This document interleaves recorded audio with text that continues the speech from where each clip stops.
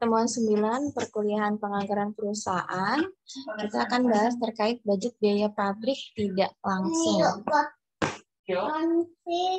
Kita bahas terkait pengertian dan kegunaan budget biaya pabrik tidak langsung, kemudian data dan informasi serta bentuk dalam menyusun budget biaya pabrik tidak langsung itu seperti apa.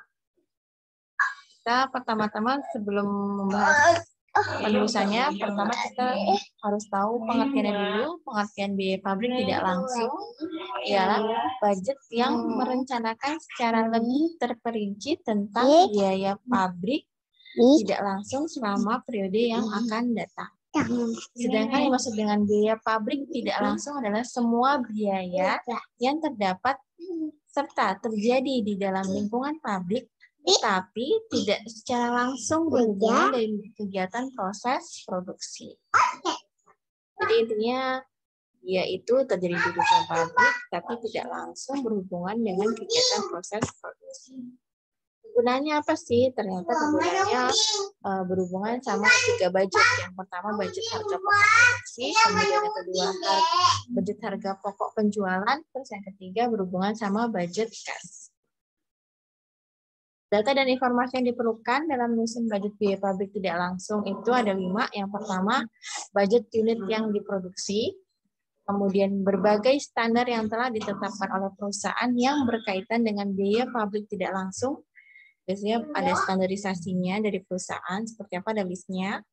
Kemudian sistem pembayaran upah yang dipakai oleh perusahaan, khususnya upah yang dibayarkan kepada tenaga kerja tidak langsung. Bagaimana upahnya, hariankah, atau kontrak, atau mingguankah, dan sebagainya. Kemudian metode depresiasi yang dipakai oleh perusahaan, khususnya depresiasi terhadap aktiva tetap yang ada dalam lingkungan pabrik. Jadi seperti untuk perawatan mesin, kemudian gedungnya, itu nanti bagaimana metodenya itu mempengaruhi dalam menyusun budget biaya pabrik tidak langsung. Kemudian metode alokasi biaya yang dipakai oleh perusahaan dalam membagi biaya-biaya yang semula merupakan satu kesatuan atau biaya bersama. Misalkan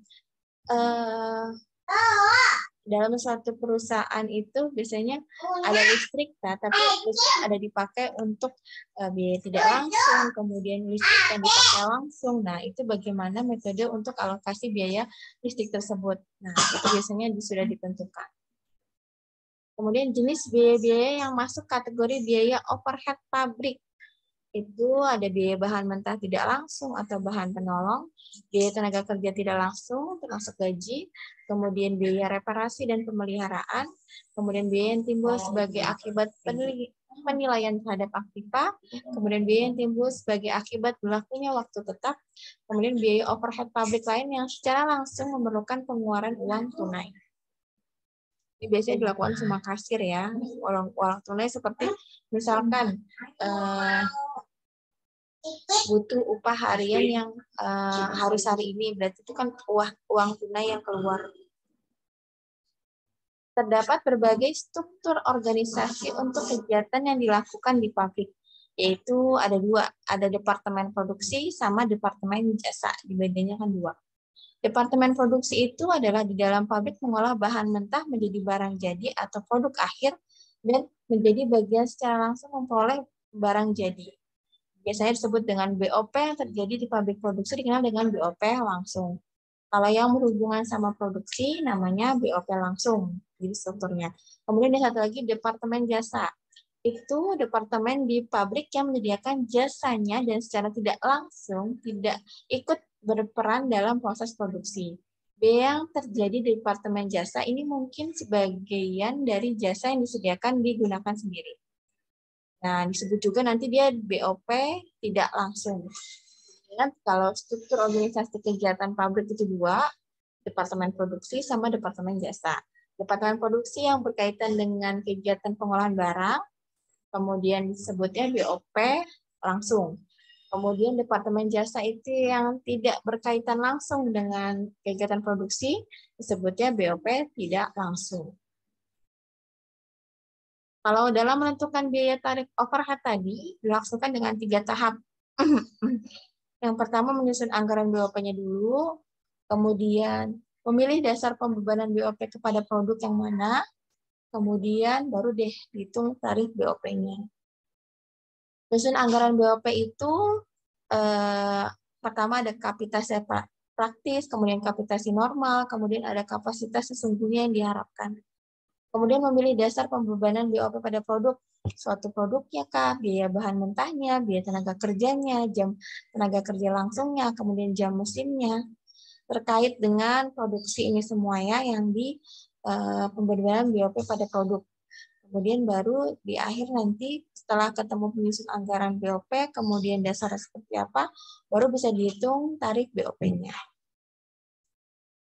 Pembebanan biaya-biaya Departemen Pembantu. Biaya tidak langsung itu termasuk juga ada dimasukkan biaya Departemen Pembantu. Sebagaimana diutarakan di depan, tadi di awal, Departemen Pembantu berfungsi membantu kelancaran jalannya kegiatan produksi yang dilaksanakan oleh Departemen Produksi. Dan seperti tenaga tidak langsung, biaya tidak langsung. Oleh karena semua biaya yang semula menjadi beban Departemen Pembantu, akhirnya harus pula dibebankan ke Departemen Produksi yang telah menerima jasa dan bantuan Departemen Pembantu tersebut, maka setelah selesai menyusun budget biaya pabrik tidak langsung, segera disusun pula suatu schedule atau tabel yang memuat tentang pembebanan biaya Departemen Pembantu ke masing-masing bagian Departemen Produksi. Jadi setelah semua menyusun budget biaya pabrik tidak langsung, nanti Departemen Pembantu membuat pembebanan biaya ke Departemen Produksi yang tadi. Kemudian, ini tadi pembebanan biaya Departemen Pembantu. Kalau ini pembebanan biaya-biaya Departemen Produksi, beda ya. Beda. Bagaimana halnya dengan biaya bahan mentah dan upah tenaga kerja langsung, maka biaya pabrik tidak langsung sudah dibebankan seluruhnya ke Departemen Produksi dengan schedule pembebanan biaya Departemen Pembantu tersebut. Harus pula dibebankan kepada produk-produk yang dihasilkan oleh perusahaan.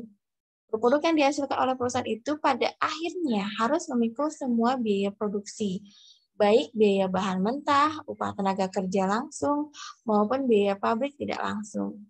Ketiga biaya ini akan membentuk harga pokok produksi dan harga pokok penjualan.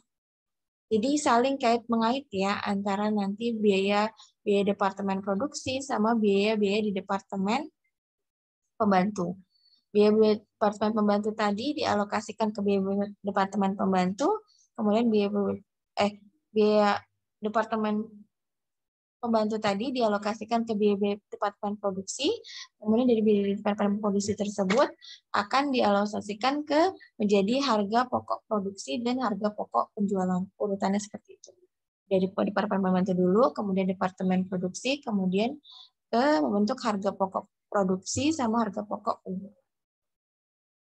Bentuk budget biaya pabrik langsung itu sebenarnya tidak sesuai bentuk standarnya, sesuai dengan kebutuhan pabrik atau perusahaan masing-masing. Jadi lebih fleksibel sesuai dengan kebutuhannya. Singkat untuk materi perkuliahan hari ini. Ada yang mau ditanyakan? Terkait ini masih teoritik ya. Jadi perkuliahan kita penganggaran perusahaan tidak banyak hitung-hitungan, hanya lebih teori. Jadi di UTS juga tidak ada hitung-hitungan kan ya, Mas Mbak?